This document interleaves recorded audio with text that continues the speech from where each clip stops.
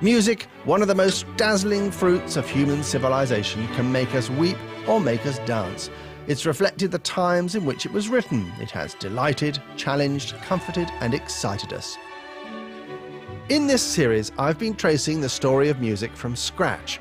To follow it on its miraculous journey, misleading jargon and fancy labels are best put to one side. Instead, try to imagine how revolutionary and how exhilarating many of the innovations we take for granted today were to people at the time. There are a million ways of telling the story of music. This is mine.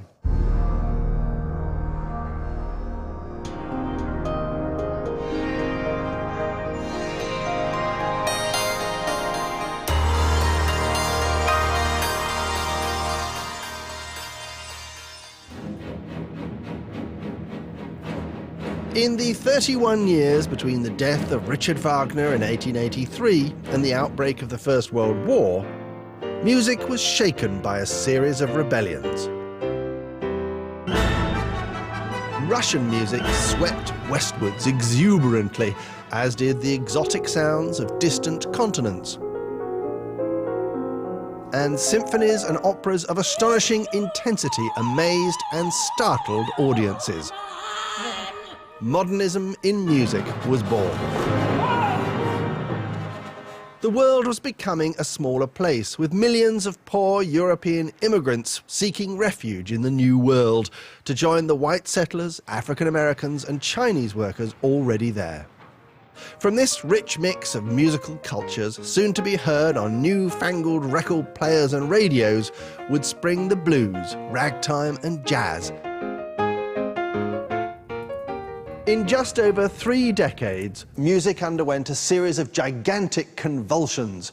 Change came in many different forms, some exciting, some bewildering.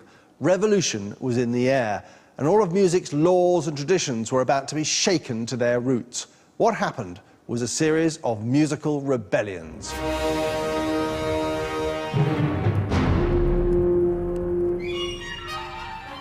The first was aimed at displacing the musical giant of the late 19th century, Richard Wagner.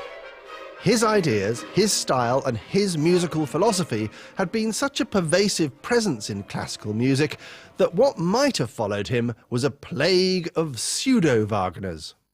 In fact, what followed in his wake was an explosion of musical activity that sought to do things very differently indeed. It may not always have been deliberate, but there was a kind of not Wagner renaissance. All the things he hated most came to life. The French, for a start. In France, a new wave of composers made it their business to write music of deliberate simplicity and clarity, and to banish pretension and earnestness of all kinds. The French were about to enjoy a musical golden age, thanks to their reaction against Wagner. Their best 50 years ever in music blossomed after he went off to his personal Valhalla, with Fauré, Debussy and Ravel leading a glorious riposte to German musical dominance. The movement was set in train by one of the most remarkable figures in music, Erik Satie.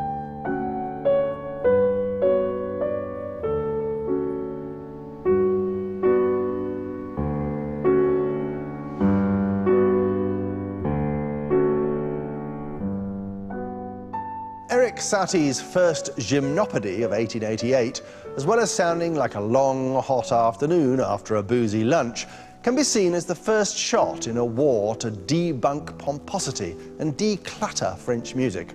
Satie, described by his tutors at the Paris Conservatoire as the laziest student ever, was an eccentric intellectual who hung out with other arty dreamers in Montmartre.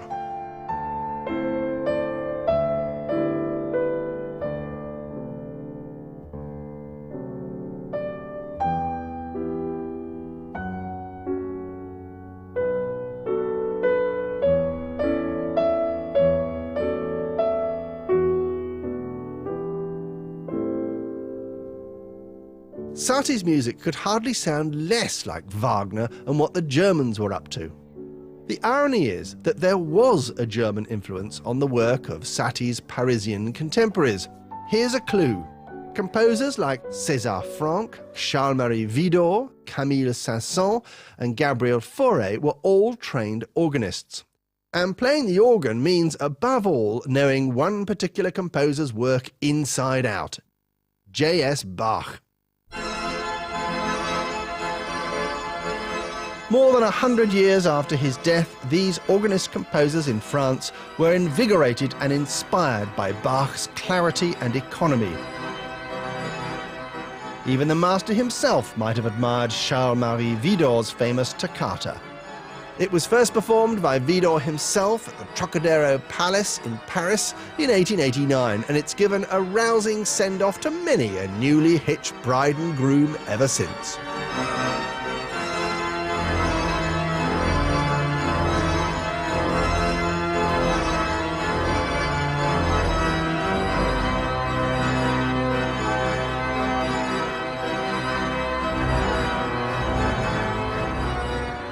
The dignity and dexterity of Bach can also be heard in the music of Gabriel Fauré, perhaps the most talented of these French organist composers.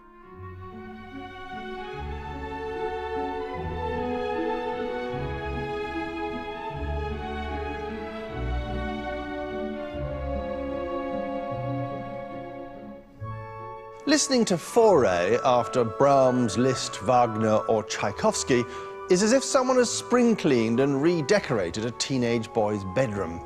Gone are the posters of death, psychological torment, superheroes and tragedy.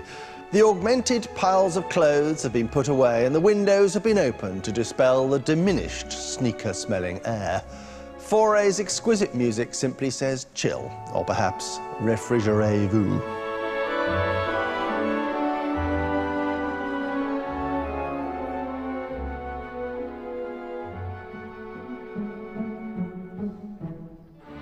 The exquisite pieces of Satie, Saint-Saëns, Fauré and the new wave of French composers were mostly small in scale.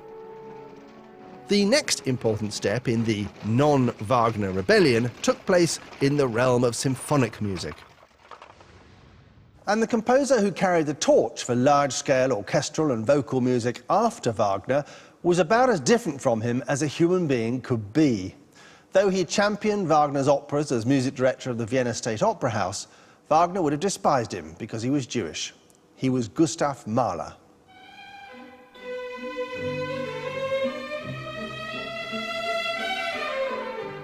The hallmark of Mahler's music is that of openness. Unlike Wagner, Mahler invited into his music all the sounds and rhythms and the noisy diversity of the bustling East European communities at Vienna's doorstep, the capital of the sprawling Austro-Hungarian Empire. As an outsider in Vienna, a Jew, a Czech, a poor country boy in a profession full of toffs, it's not surprising that Mahler should identify with the folklore and music of his small-town childhood. In his symphonies, it's possible to identify, for example, the klezmer style of strolling Jewish folk musicians. His music encompasses passing military bands,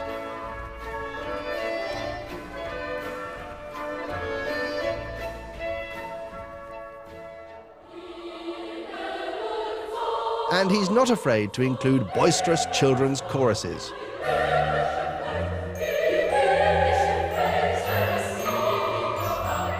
Mahler's symphonies are music's gateway to the 20th century, a musical equivalent of New York's Ellis Island, where Europe's exhausted and oppressed peoples sought refuge and a new start.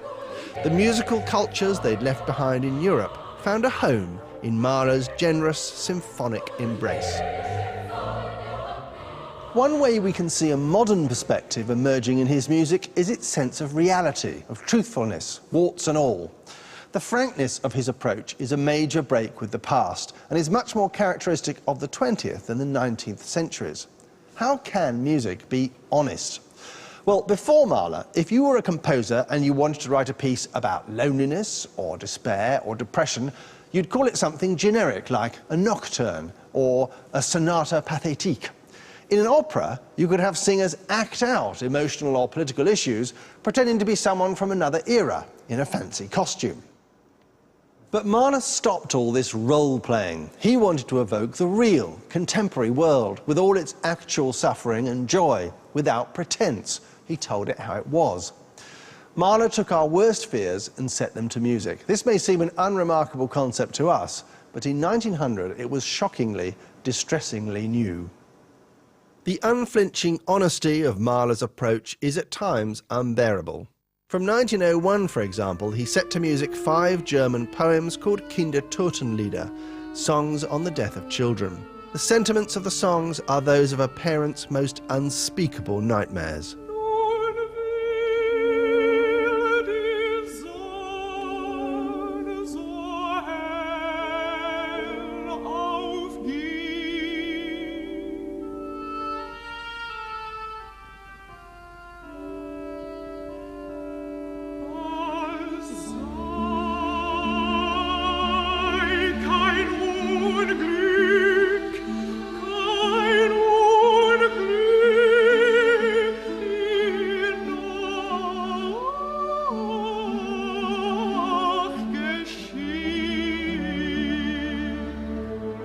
In Mahler's unflinching settings, these distant people of another century suddenly become like us. He's made them real. In a horrible irony, 4 years after he wrote the songs, Mahler's own 5-year-old daughter, Anna Maria, died of scarlet fever, and Mahler himself was diagnosed with a terminal heart condition. When he died in 1911, he was laid to rest in her grave.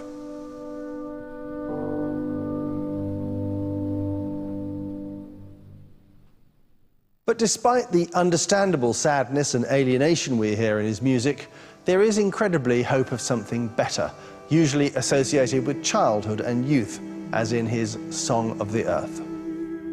The final chord of the Song of the Earth was described by the mid-20th century English composer Benjamin Britten as being imprinted on the atmosphere.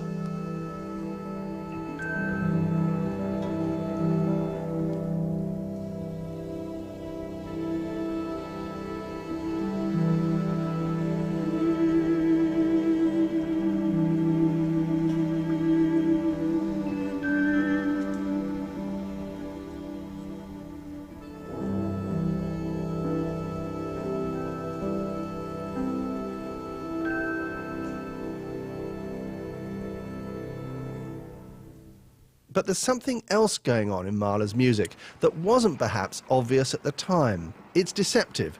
Because of its all-inclusive style, with its borrowings from ethnic folk music, and because of the intensity of feeling he wanted to convey, Mahler's music began to destabilize the centuries-old Western musical system he'd inherited. His pupils in Vienna, led by Arnold Schoenberg, actively wanted to dismantle completely the familiar systems that had underpinned all music for hundreds of years and replace them with a brand new system.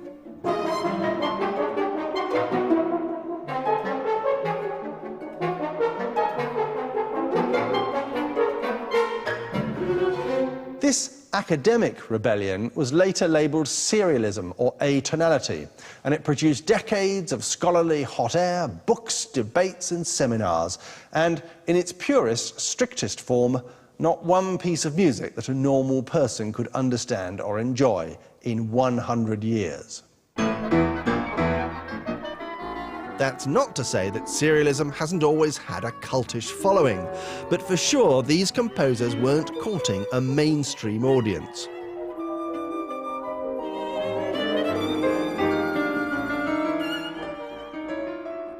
Had serialism had any chance of appealing to a paying public, one composer who would surely have opted into it was the musical magpie Richard Strauss, Germany's leading composer after Mahler's death. But he had other, far more mischievous plans up his sleeve. He began his career, conventionally enough, in a musical style that owed much to Liszt and a little to Wagner. Thus Spake Zarathustra is pretty typical, with its now legendary opening Sunrise, made even more famous by Stanley Kubrick's 2001 A Space Odyssey. Kubrick uses the power of the piece to underscore a momentous leap forward in the evolution of man.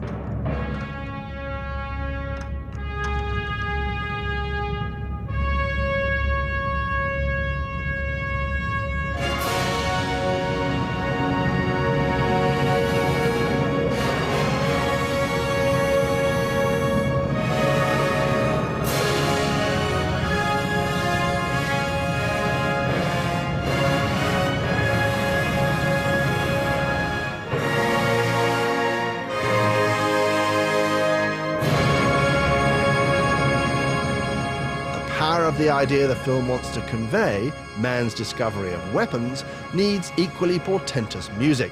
No one did it better than Strauss.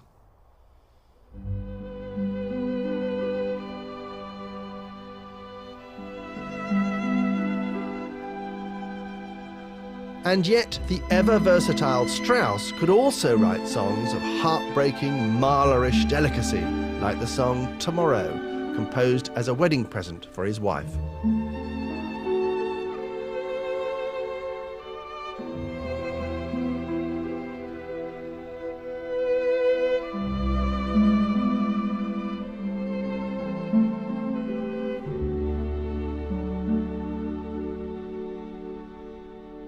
On the surface of it, the words of Morgan seem to be optimistic about the future, and tomorrow the sun will shine again. But it's also strangely melancholy. It seems to suggest, in fact, that there will be no tomorrow. It seemed at this point as if Strauss would continue to compose in this wistful but fairly traditional manner. But then he suddenly catapulted himself into musical notoriety with an opera of savage, erotic power that shocked bourgeois society and created a sensation. In one fell swoop, from being the genteel Kapellmeister of the Austrian Belle Epoque, Strauss had transformed himself into the Che Guevara of the musical rebels. The opera in question was Salome, staged in 1905.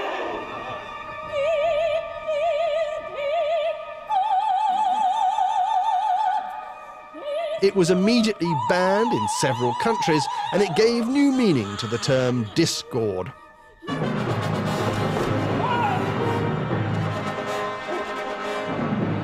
Even before Salome herself had stripped off for the Dance of the Seven Veils and scandalized the first night audience.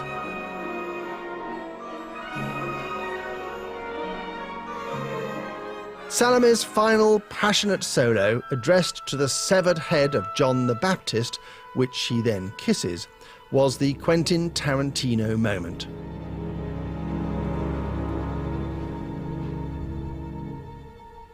You can either read Salome as a strong, independent young woman who gets what she wants by exploiting her sexuality, cleverly outwitting her stepfather the king in the process, or as a kind of demented junkie who lowers humanity's moral standards to rock bottom. Take your pick.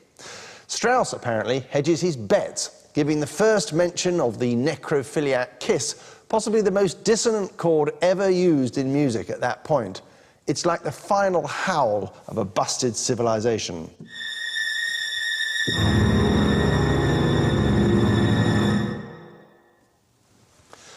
But we're not finished with her yet. After asking whether the taste of blood on his lips is actually the taste of love, Salome revisits the kiss in supreme triumph.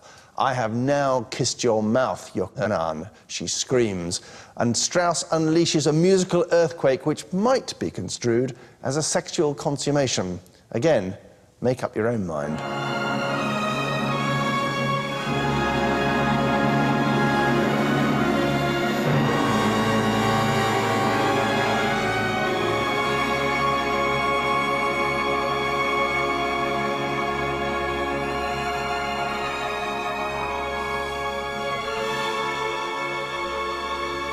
King Herod, who had encouraged his stepdaughter to dance in the first place, now ordered his soldiers to kill her.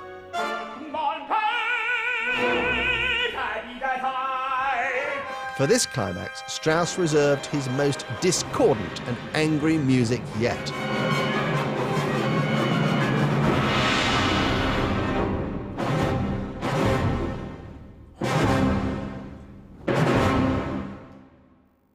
At this point in musical history, it looked as though the dominance of Austro-German music that began with Bach in 1700 might continue indefinitely.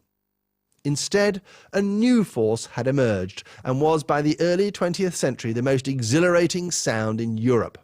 In the closing decades of the 19th century, the sleeping giant of Russia had awoken. Music was never going to be the same again.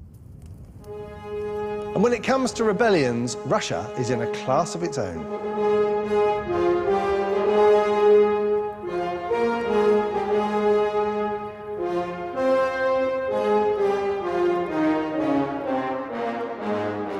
For all of the 18th and most of the 19th centuries, Russia doggedly copied the culture of Western Europe, which the Russian court deemed more sophisticated and interesting than anything homegrown.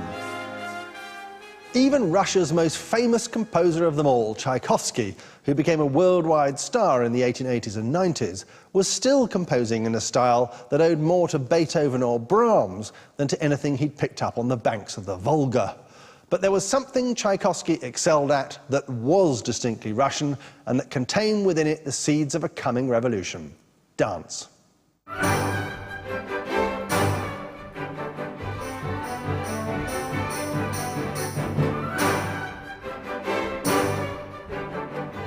If, for Italians, the supreme expression of their love of music was the emotionally charged operatic aria, for Russians it was dance.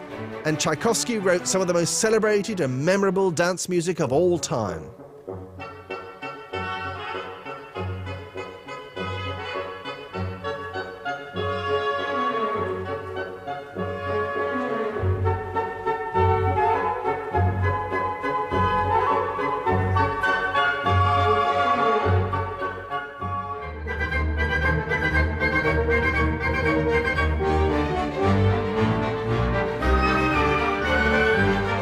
The result of this flowering of dance is that the need for a driving rhythm began to change the character of the music itself, making it more robust, muscular and exciting.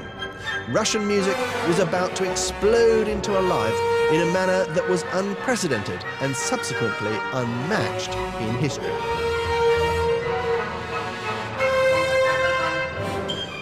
In Russia, the invigorating, regulated beat of dance is everywhere. At the ballet, in operas, on the concert stage, lilting, driving, whirling, tiptoeing, leaping, gliding, jumping, gyrating and twirling. Russian music can't get enough of it. Presumably, it's the cold. You have to keep moving or your circulation will pack in.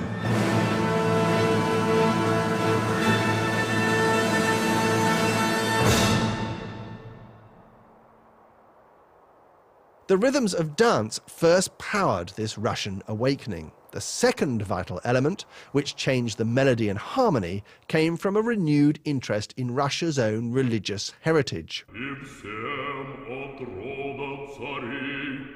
A new breed of composers, starting in the 1880s, turned their attention not to the musical traditions of Western Europe, but to those of their own, especially the centuries-old Russian Orthodox chants, with their deep basses and thick 8 or 16 voice block chords.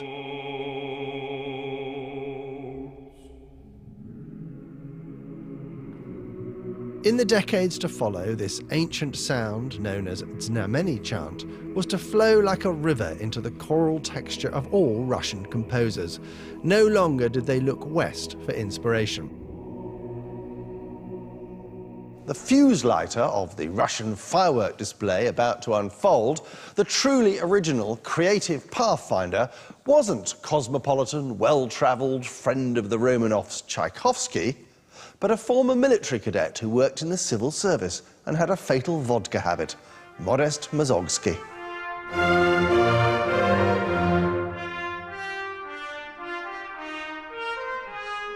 Mussorgsky is quite simply the most original composer of the late 19th century, a one-off, whose ideas were new, not derived from other composers of his time. There's a reason for this. Mussorgsky wasn't musically trained at a conservatoire, and he wasn't a professional composer. He was self-taught and therefore blissfully unaware of the rules he was breaking. It was like he'd wandered on to Tsarist Russia's Got Talent, slightly drunk, and started improvising at the piano, to everyone's amazement.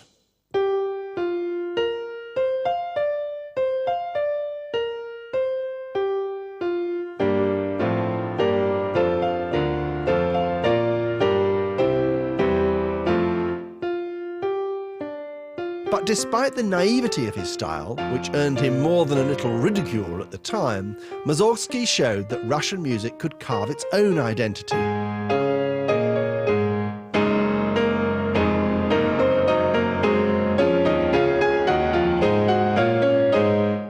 To see how radically the music of Russia had changed in fewer than 40 years, listen to this coronation scene from A Life for the Tsar, an opera written by the Russian composer Mikhail Glinka in 1836.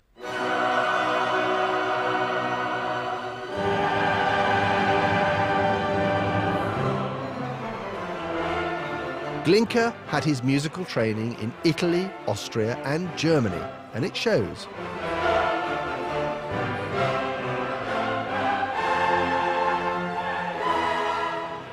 Now listen to another Kremlin coronation scene from the thoroughly Russian opera by Mussorgsky, Boris Godunov.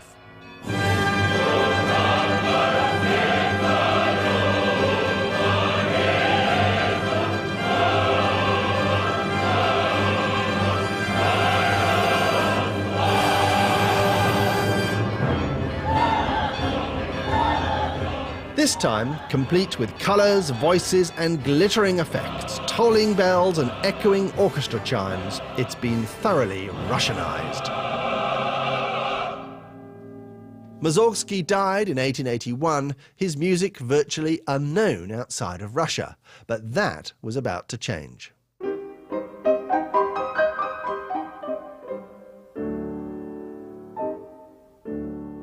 So many of the seeds of the rebellions of late 19th century music can be traced to one extraordinarily fertile event.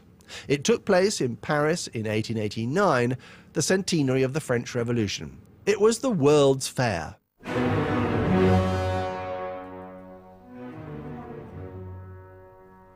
Here, in the Trocadero, which overlooked the newly built Eiffel Tower, Widor first played his famous organ toccata. And here also non-Russian composers heard the music of Mussorgsky for the first time. One such composer, then aged 27, was Claude Debussy. His visit to the World's Fair was a life and music-changing experience. What Debussy learnt from Mussorgsky was that there was a way of building up the architecture of a piece of music that was an alternative to the developmental method that was bread and butter to Haydn, Mozart and Beethoven. The development approach was to take small cells of melody or rhythm, or both, and make up a whole discourse from them over a 15 or 20-minute period. So Beethoven is able to construct a whole symphony movement from this tiny idea. Count how many times he uses it in just the first 40 bars of the symphony.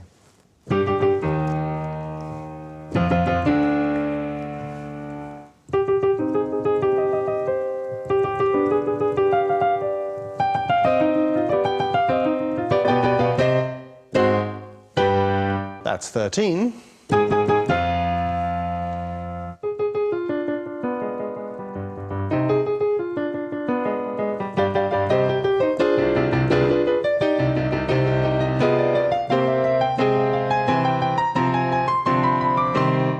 That's already 33 and counting.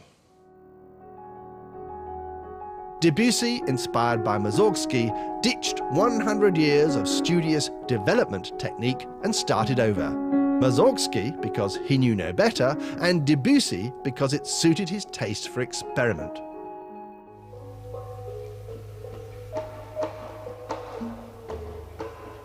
What revolutionized Debussy's music more than anything, though, was a wind of change blown into the Paris World's Fair from very far afield. The World's Fair showcased exhibits and cultural tableaux from all over the planet. Thanks to increased communications, the global village was starting to become a reality. What especially mesmerised Debussy was a Javanese village, complete with a gamelan orchestra, with its gongs, bells, bowls and xylophone-like chimes.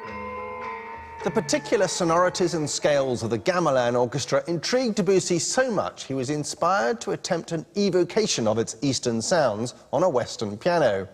Although he couldn't replicate the unfamiliar tuning of the bells, gongs and other metal bars of the gamelan, or the exact division of the Asian musical scale, he could approximate it in two ways.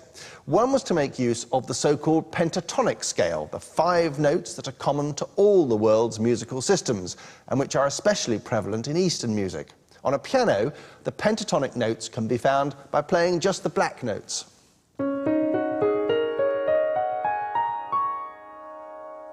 There's a whole section of his prelude, Voile, Sails, which is all pentatonic.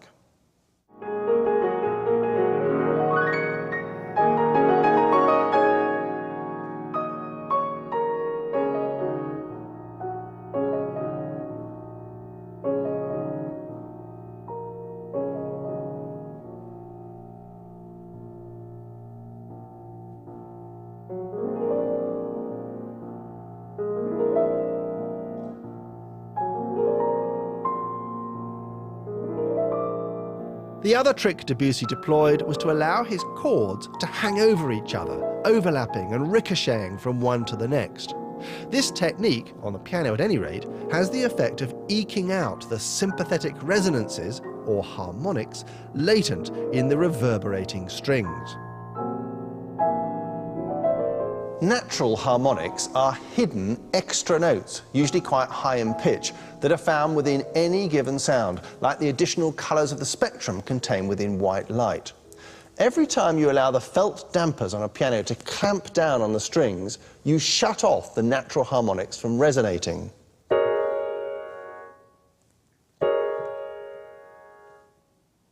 But Debussy wanted to do the opposite, allow the strings to ring like they would on a harp. His hanging chords, with the dampers kept away from the strings, were a kind of return to nature.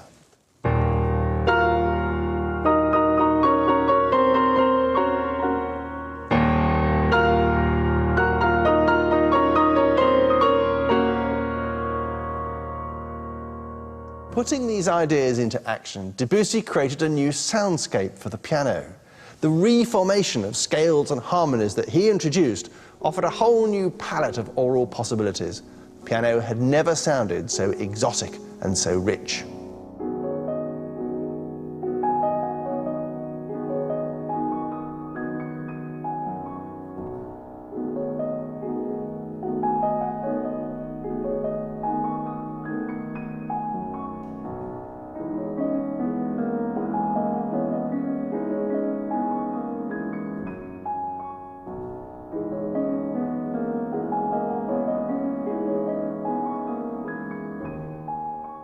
By recalibrating the traditional Western scale on Eastern lines, Debussy's music was a radical departure from the classical style he'd grown up with, and his harmonic experiments based on Asian sound combinations were still influencing musicians, especially in jazz, half a century later.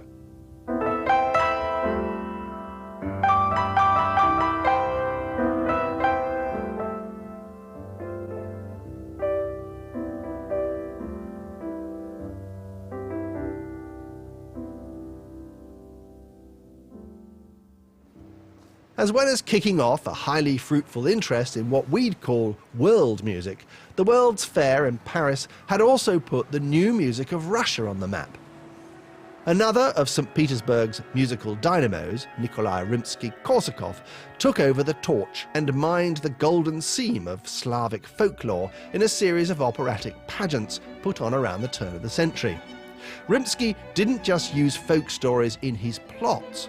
Crucially, he also started to borrow the melodic building blocks of Russian folk music.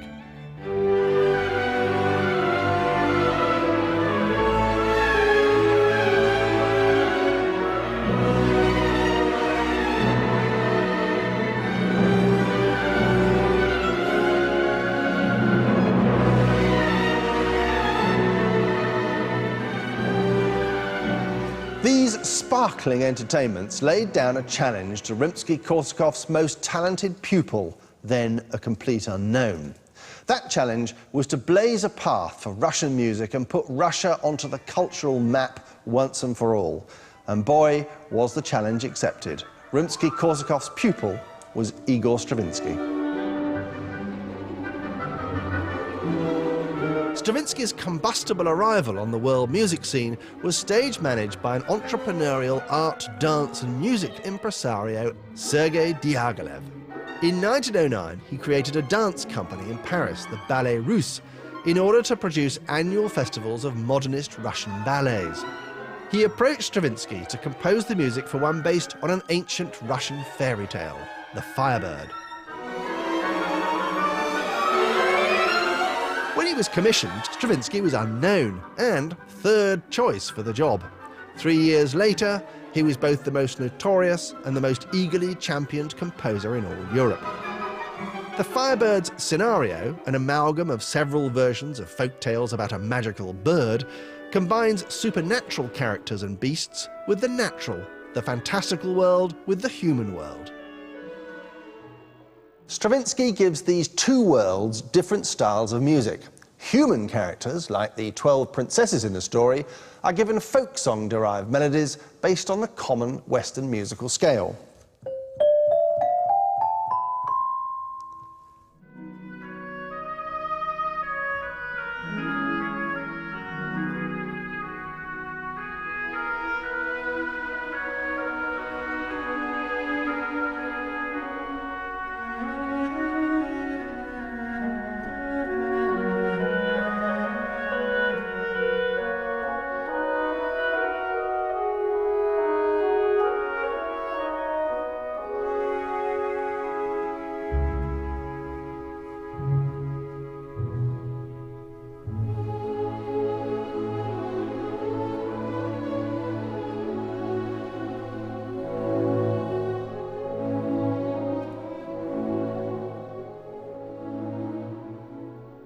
The fantastical creatures and characters, on the other hand, are allotted a much more exotic and complex musical palette, often based on the so-called octatonic scale.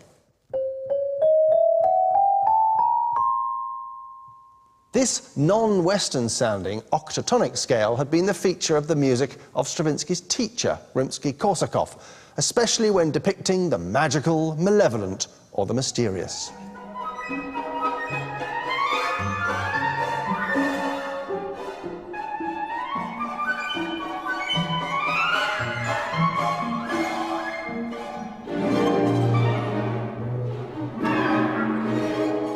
When Stravinsky borrows from Russian ethnic folk music like this, he doesn't lift it straight, but distorts it through a mischievous prism.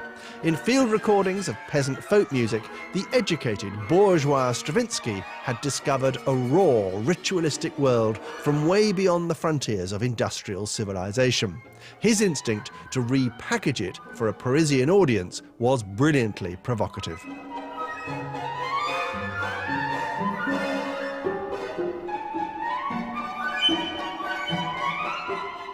Stravinsky's rebellion against established musical conventions wasn't just about exotic scales and weird jingly-jangly sounds he injected into the orchestra. Stravinsky, like Mussorgsky and Debussy before him, wanted to find a way of assembling a musical structure without using constantly developing nuggets of tune. Stravinsky, in particular, wanted to tell his ballet stories a different way. He created a montage, an oral jigsaw, one tune followed by a different tune, followed by a different tune in tumbling succession. For this reason, ballet, with its short, restless, kaleidoscopic episodes, was the form for which Stravinsky was born to compose.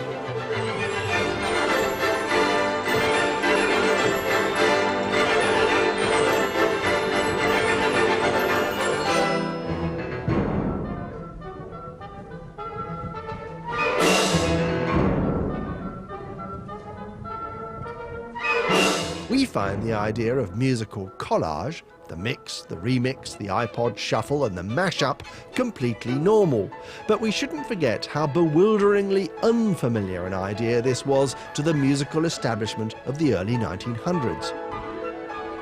When the Ballet Russe took Stravinsky's second ballet, Petrushka, to Vienna in 1913, the scandalized musicians refused to play it, describing it as dirty music.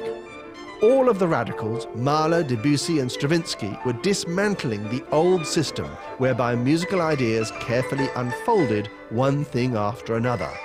They wanted everything at once.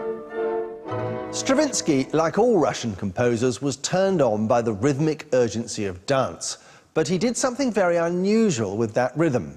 Whilst Mahler had layered melody on melody, tangled together like a twisted knot, and Debussy had manipulated blocks of adjacent sound overlapping one another, Stravinsky went one step further, superimposing simultaneous rhythms on top of each other. Polyrhythm, as it has since been dubbed, had long existed in African tribal drumming, improvised on the spot by highly intuitive, skillful players. But polyrhythm, conceived from scratch by a composer, written down on the page, imposed on the Western Symphony Orchestra, player by player, this was utterly, breathtakingly novel a concept. It was as if Stravinsky wanted the past and the present to coexist in one dimension, the prehistoric ritual of his dancers and the modern cacophony of the industrial world, and the only way he could conceive it was to make parallel, competing rhythmic patterns fight for the same space. It's complicated, but it's magnificent.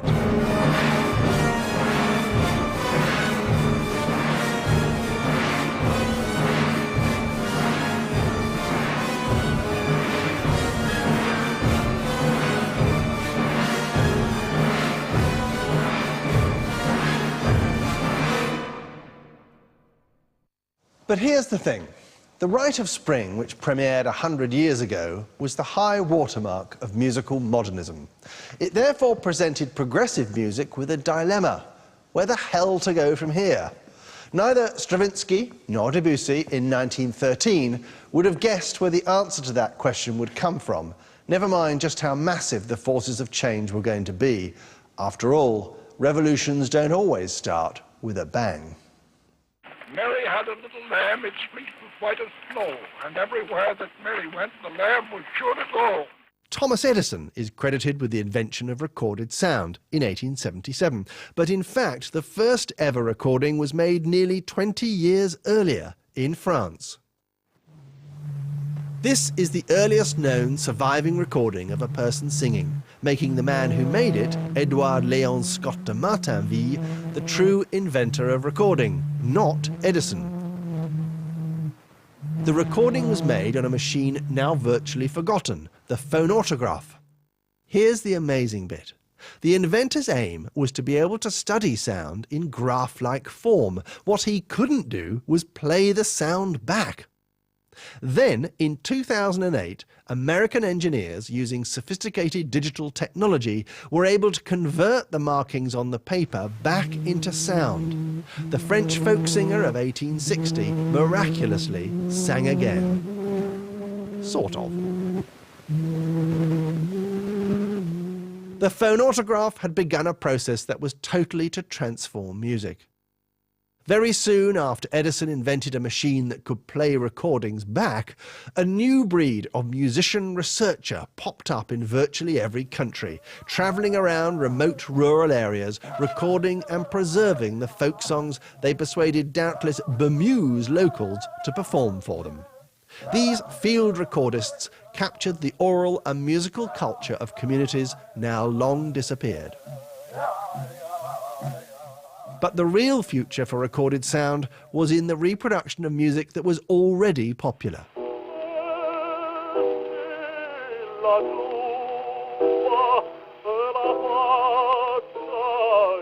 The first million-selling record was Caruso's Vesti la Giubba in 1907, just before radio broadcasts began.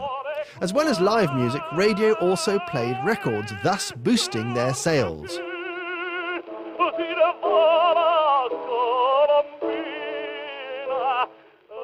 The advent of recording made the huge wealth of music already written by 1900 increasingly available to millions of people across the world, vastly expanding their musical horizons and turning something hitherto expensive and elitist into an ordinary commodity. This was a very good thing. Recording also began to put in front of a mass audience forms of folk and ethnic music that were, up to then, unknown outside their local communities. The music that was boosted most of all by recording, as it turned out, was that produced by African Americans, beginning with spiritual songs. When Israel was in Egypt's land, let my people go. Pressed so hard they could not stand. Let my people go.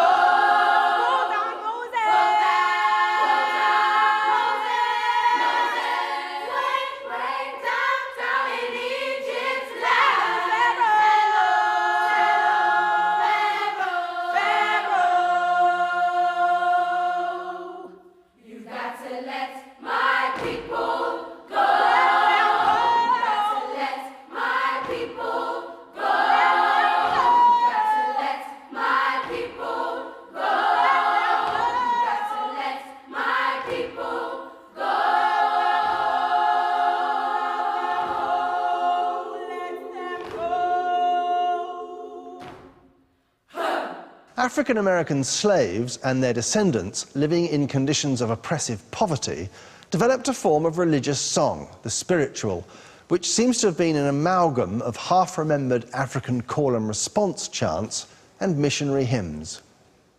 Swing low, sweet chariot, come in for to carry me home. Swing low, sweet chariot. These spirituals of the Deep South were rich with Old Testament references to the slavery of the Israelites, visions of redemption and heavenly justice. I looked over Jordan, what did I see? Coming for to carry me home, a band of angels coming after me. The existence of the spiritual was for a long time mostly unknown to the white population of the United States, let alone the rest of the world. But a long fuse had been lit. People go to baseball and like to play good with too. If you ask them about their religion, they'll say they're just as good as you. The Fisk Jubilee Singers, who were themselves the children of slaves, began to make fundraising tours singing what were called at the time Negro spirituals. But strangely, one of the first musicians to put this music in front of a middle-class American audience was an Englishman.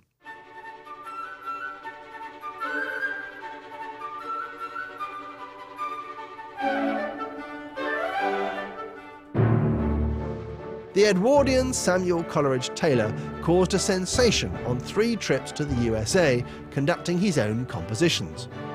In one of them, we can hear early and tantalizing evidence of the melodic style of what came to be known as the blues, which, albeit in different disguises, went on to dominate the music of the 20th century and beyond.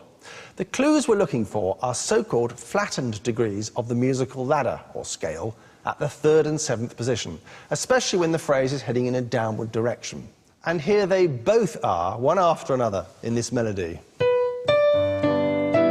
3rd, 7th.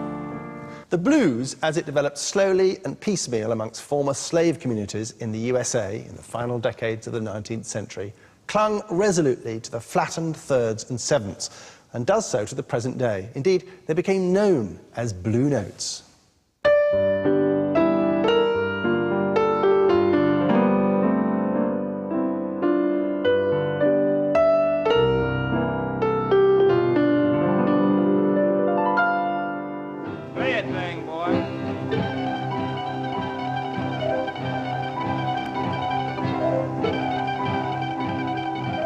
blue notes, revivalist spirituals, the call and response or holler songs of the Deep South, all derived from their African origins, went into the mixing pot of the early blues. But also mixed in were chords borrowed from hymns and parlour and vaudeville songs, and the folk songs of other members of the American underclass. Say that you never hear me anymore.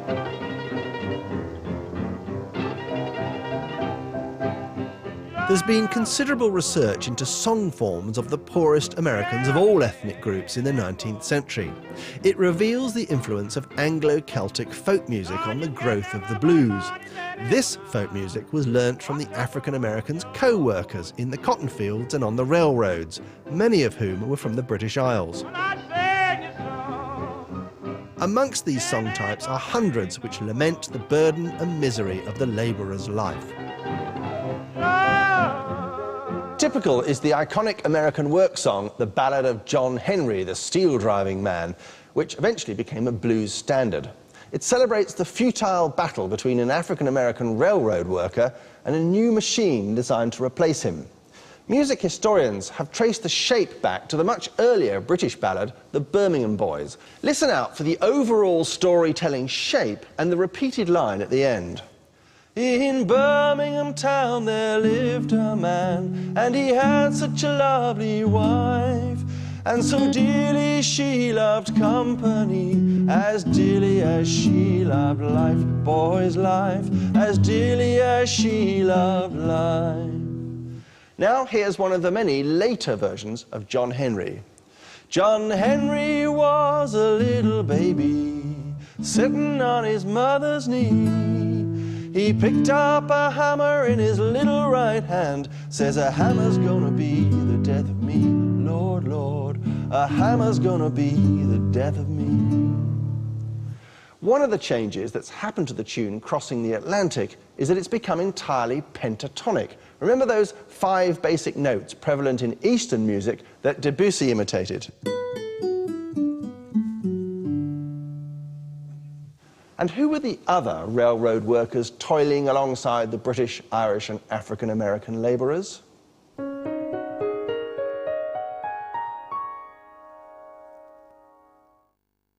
Now, even to suggest any European influence on the blues is controversial, and it's entirely understandable that there should be sensitivity about any non-African elements in the origin of the blues. Since the music of the slaves, from which it sprang, was so often a lament or a coded protest against the harsh treatment they received, some African Americans quite naturally resent the idea that the blues could in any way have been influenced by the very people who enslaved their ancestors. But the fact is that music does not observe racial or national boundaries. It's a free-flowing river, open and available to all cultures, owned by none. Whatever elements went into its kit of parts, the early blues musicians made something unique and lasting of their own. This same intermingling of styles and traditions can be seen in the arrival at around the same time of ragtime, which became a kind of craze.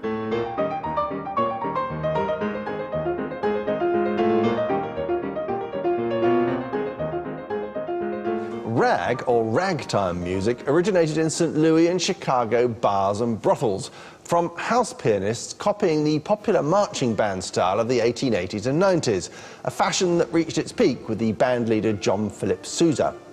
In order to emulate the whole band, bass, accompanying chords and tune, the pianist had to leap about the keys frantically, resulting in a quite virtuoso left-hand motion from bass to chord and back.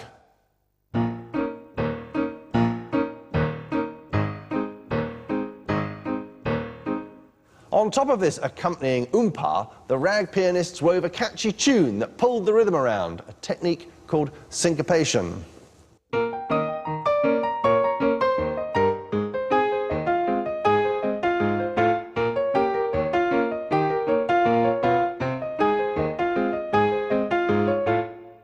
Syncopation is like talking with the emphasis on the wrong words to create a jerky sound. Listen to this bit of Scott Joplin's Maple Leaf Rag without syncopation.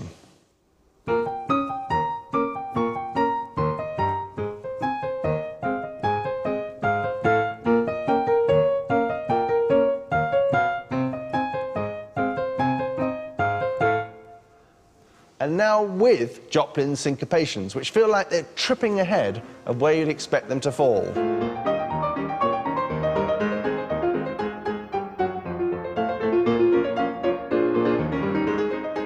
Ragtime picked up syncopation, a playful jumping ahead of the tune, from the banjo or piano accompaniments for cakewalks, a jokey form of dancing that plantation workers had invented for their own amusement in lampooning imitation of white folks' la-di-da ballroom dancing. The white folks in question used to enjoy watching their staff's cakewalk parties, not realising that what they thought was a comic and ludicrous African-American dance step was actually a caricature of them. Along with the cakewalk, another offspring of ragtime was a hyper-syncopated form of piano and band playing that flickered into life in the Storyville district of New Orleans. Charismatic performers like Jelly Roll Morton took it on tour around the southern states in travelling vaudeville shows. Though Jelly Roll called a lot of his numbers blues, we now know this is the beginning of a distinct genre of its own, jazz.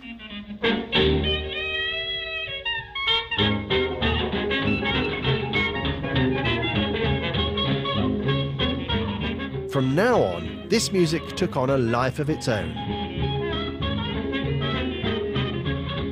As up-to-the-minute blues and its many offspring began to revolutionise popular music, classically trained composers found themselves outflanked and increasingly unloved.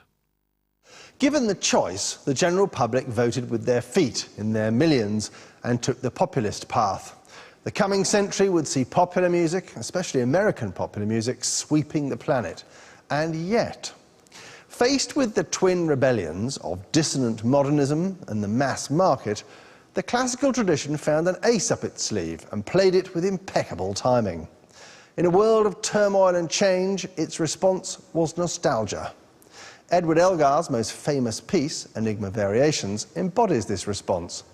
As the world began to slide towards a final showdown of the European empires, this music reminded people what they were about to lose.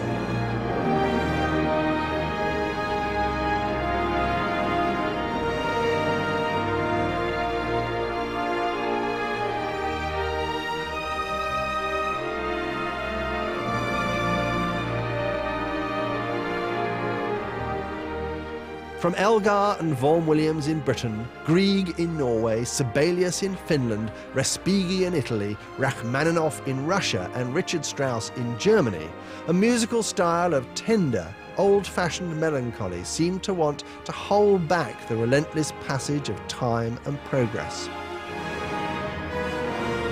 That this music is so popular in our own time testifies to its enduring appeal, and perhaps our own continuing need for its soothing balm.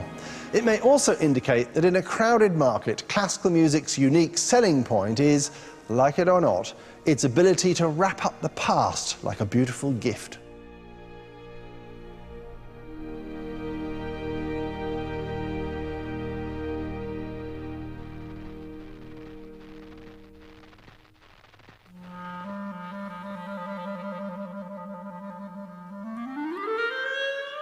In the next programme, we trace how all the developments of this 30-year period found affirmation in a golden age of popular music. Classical music went undercover, morphing gloriously into a variety of new musical forms, made possible by the onwards march of technology.